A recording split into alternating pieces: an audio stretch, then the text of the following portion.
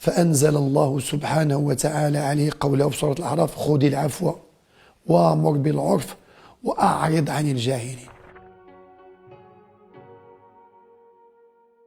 تعلمون أن في غزوة أحد قريش قتلت حمزة بن عبد المطلب عم رسول الله صلى الله عليه وسلم وأخوه من الرضاعة، وماشي قتلوه، نكلوا به وشوهوا بجثمانه.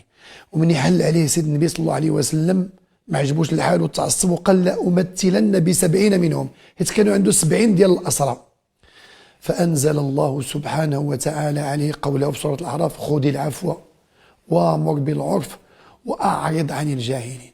وهنا جمع أصحابه وقال لهم: ألا أدلكم على أخلاق أهل الدنيا والآخرة؟ قالوا: بلى يا رسول الله. قال لهم: أن تعفو على من ظلمك، وأن تعطي من منعك، وأن تصل من قطعك.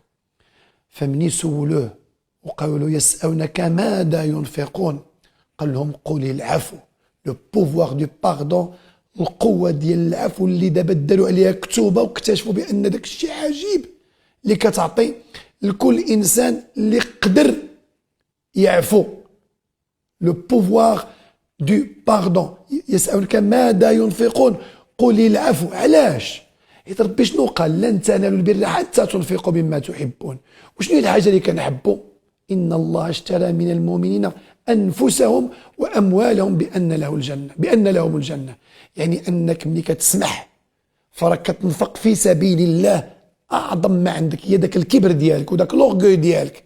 فإلا كانت شي حاجه، انا عارف بان الحمد لله في هذا رمضان تتفطر الصائم القفاف، ولكن كاين واحد النوع اخر الانفاق. قالوا ربي في القرآن: يسألونك ماذا ينفق؟ قل العفو.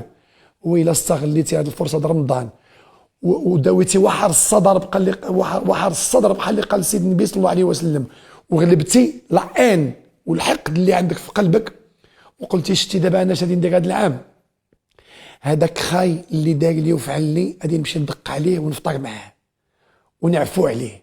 والله الا صورتي رمضان ديالك بل. وهذيك اللي قال سيدنا النبي صلى الله عليه وسلم: وإن لله عتقاء من النار وذلك كل ليلة. لعل هذا العمل اللي هادي دير وتبرك على نفسك وتمشي تسلم على اخاك وتسمع له، تبقى تصورتي رمضان ديالك. لأن الله سبحانه وتعالى شنو قال؟ الذين ينقضون عهد الله من بعد ميثاقه ويقطعون ما أمر الله بأن يوصل ويفسدون في الأرض أولئك هم الخاسرون. وسكت ربي. شنو خسرنا؟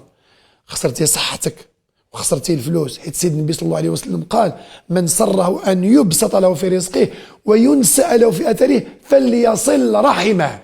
فمن تصل الرحم هذه دير واحد العمل خطير. بل من تمشي تعفو على اخاك وتسمح له ولا اختك وتجدد معاه الرحم ديالك، هذه تضمن الجنه. قال رسول الله، قال ربي في الرعد دابا: الذين ينقضون عهد الله من بعد ميثاقه ويقطعون ما امر الله بان يوصل في الارض اولئك لهم اللعنه ولهم سوء الدار. واش اللعنه؟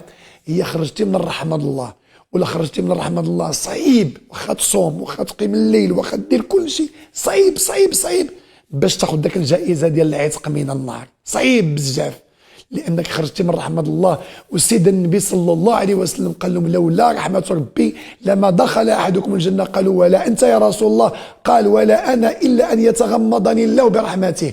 فارحم نفسك وصل رحمك تاخذ بطاقتك من الجنه ان شاء الله.